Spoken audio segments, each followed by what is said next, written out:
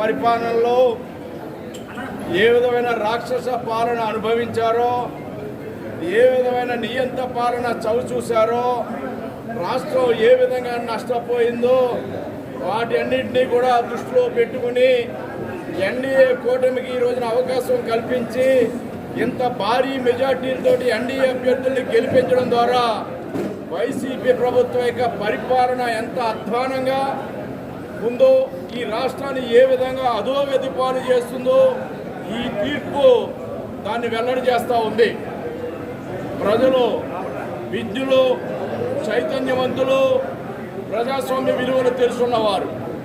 రాష్ట్రం నష్టపోతూ ఉంది, ప్రజలు నష్టపోతూ ఉన్నారు.